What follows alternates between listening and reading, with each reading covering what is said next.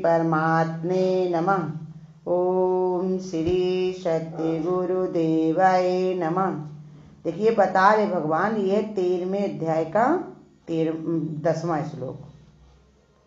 मुझ परमेश्वर में एक ही भाव से स्थित रूप ध्यान योग के द्वारा अव्यभिचारिणी भक्ति तथा एकांत और शुद्ध देश में रहने का स्वभाव तथा विषयासक्त मनुष्यों के समुदाय में प्रेम का न होना, ये सब सात्विक विचार वाले की स्थिति बता रहे भगवान। कैसे वो उनका एक भाव भगवान में हो जाता है।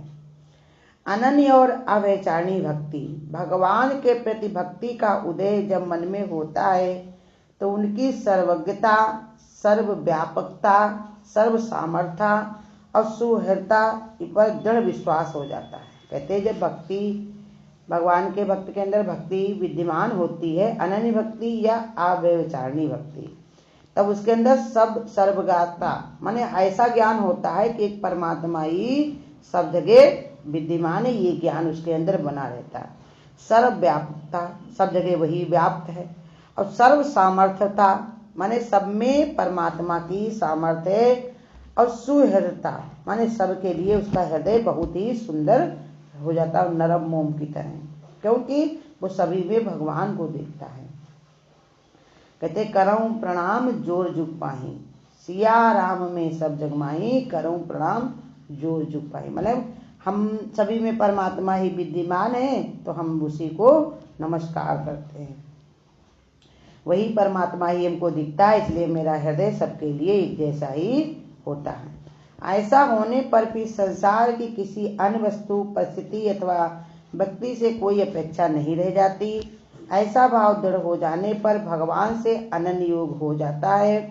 और भगवान की भक्ति के अतिरिक्त जीवन की और किसी भी वस्तु में थोड़ी सी प्रधानता का भाव होना भक्ति में व्यभिचार है। कहते देखो जब भगवान की भक्ति ऐसी भक्त के हृदय में रच जाती है तो उसके अतिरिक्त उसके जीवन में कोई चीज की प्रधानता नहीं बचती। अब अगर प्रधानता है तो फिर कहते वही व्यभिचार दोष होता है। प्रेम चोट जाको लगे फिर सूझे संसार, अछलिया उसको जानिए कपटी और मक्कार। तो वही बता रहे, अगर परमात्मा के अलावा कोई और वस्तु प्रधान अगर उसको दिखती है तो वो उसका व्यभिचार ही है। इसका अभाव होने पर भक्ति क्या है, अव्यभिचारिणी हो जाती है। कहते जितना जितना इसकी कमी होती है दूसरी तरफ प्रधानता खत्म होने लगती है। भगवान ही जब मेन रहते, परमात्मा में ही उसकी रुचि रहती है तो फिर वो परमात्मा में ही रम जाता है, तो वही अव्यभिचारिणी भक्ति कही जाती है। एकांत और शुद्ध देश में रहने का स्वभाव जो होता है, अधिक भीड़ भाड़ वाली जगह में रहने से बाहर के विविध प्रकार के आकर्षण व प्रभाव मन पर पड़ते हैं जो मन की एकाग्रता को भंग कर देते हैं। यदि परिस्थिति बस ऐसे स्थान पर रहना पड़ भी जाए तो भी उसके प्रति मन में उपेक्षा का भाव धारण किया जा सकता है। कहते देखो कि भीड़ भाड़ जहाँ पर होती है तो बाहर की चीजों का आकर्षण मन पर पड़ता है, लेकिन जिसकी एकाग्रता होती है तो वो उसकी भंग नहीं होती। कैसी भी परिस्थिति हो वो अपने बस में करके एक में ही अपने मन को लगाए रखता है। अब अगर मन कहीं भी जाए तो उससे वो उपेक्षित हो जाता, माने उसको अपने मन में वो नहीं रखता। परंतु जानबूझकर ऐसी जगह रहने से बचना चाहिए। ये प्रयत्न होना चाहिए कि मन सर्वथा शांत रहे, जिससे भगवान की ओर लगाया जा सके। देखो कह रहे जानबूझ के ऐसा ना करे कि हम ऐसी जगह जाएं और फिर मेरा मन विचलित हम हो जाए तो हमको जो है स्थिर करने में बड़ा ही टाइम लगे। जैसे वो गुरु हमारे बताते हैं कि ये जैसे कोटेशन दिया है कि निंदक नीरे राखिए आंगन कुटी छवाए, बिन साबुन बिन तेल के निर्मल करे चिताए। कह रहे देखो निंदक को नीरे रखने को बताते हैं तुलसीदास जी कि रखो तो मन को तुम्हारे वो निर्मल करेगा। कबीरदास जी बताते संत लोग तरह तरह से, लेकिन गुरु हमारे कहते तुम ये बात मत कहना। अभी तुम ऊपर से कह देते हो लेकिन तुम्हारी दृढ़ता नहीं है। अगर कोई निंदा करने वाला तुम्हारे पास आ गया तो तुम्हारा मन विचलित होगा, भूख प्यास सब तुम्हारी चली जाएगी, फिर तुमको समझना बड़ा ही मुश्किल होगा। अभी तुम कहते हो कि दुख आए तो दुख को भी स्वीकार करना चाहिए, लेकिन दुख आएगा तो रोगे, परेशान होगे, भयभीत होगे। इसलिए मांगना नहीं है, लेकिन ऐसे धीरे धीरे अपनी स्थिति बनानी है, ये भगवान बता रहे। तो कहते जानबूझकर ऐसी जगह नहीं जाओ जहाँ पर तुम्हारा मन विचलित हो, ना संभले तब मन का क्या भरोसा है कि इधर फिसल जाए। तो इसलिए बता रहे कि तुम ऐसी जगह पर ना जाओ, ऐसे काम ना करो जिससे तुम्हारा मन अशांत हो। इसलिए जब अशांत होगा तो भगवान की भक्ति में बड़ा ही, भगवान ने कहा बड़ा ही दुष्प्राय होगा, बड़ा मुश्किल होगी। लेकिन वही अगर शांत मन रहा तो भगवान की ओर लगाया जा सके। संसारिक प्रपंच में रत लोगों के साथ अधिक संग होने से मन पर उस प्रपंच के प्रभाव पड़ने लगते हैं। लोगों से उतना ही संपर्क रखा जाए जितना आवश्यक हो, कर्तव्य पालन के लिए ही उचित हो। जैसे बताया कि संसार का संग कैसे है, तेल और पानी की तरह। जब तक उसको दूर दूर रखोगे तब तक कोई परेशानी नहीं होगी।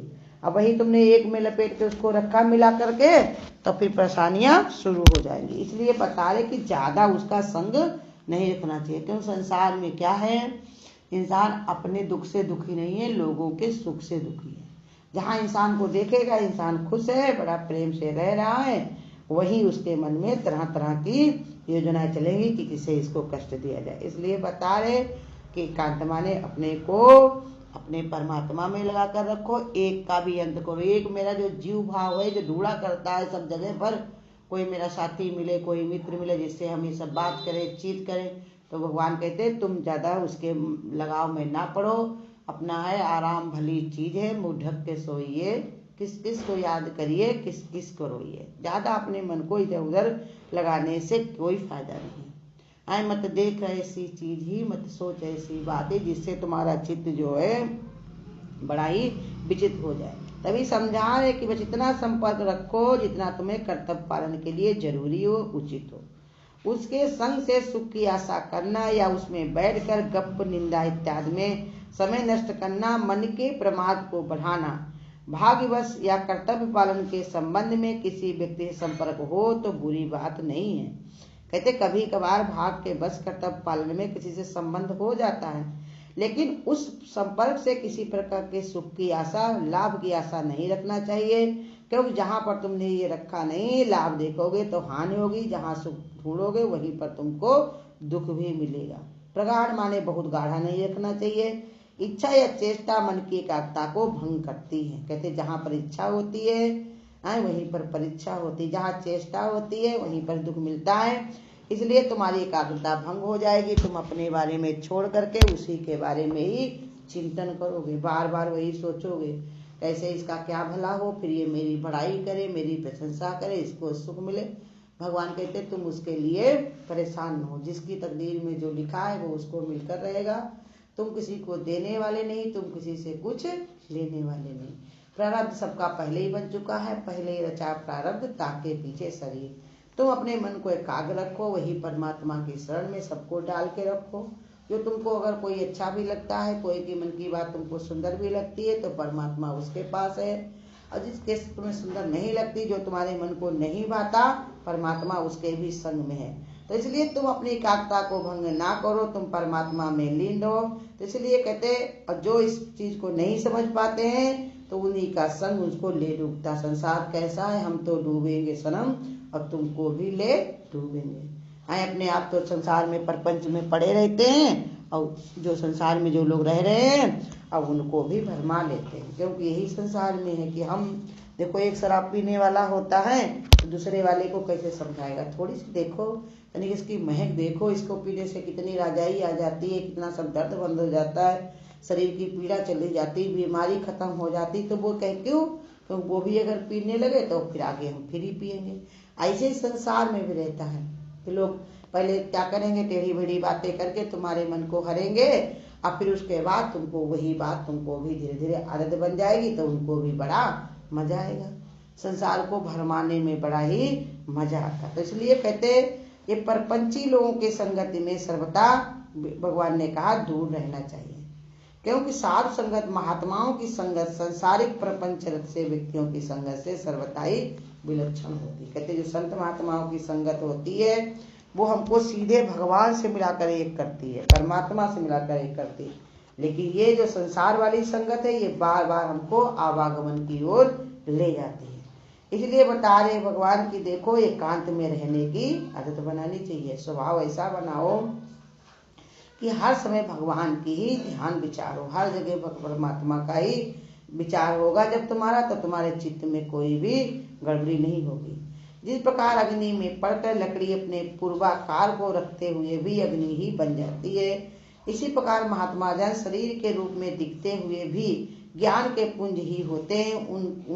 उनसे तो निरंतर संगति रखनी चाहिए।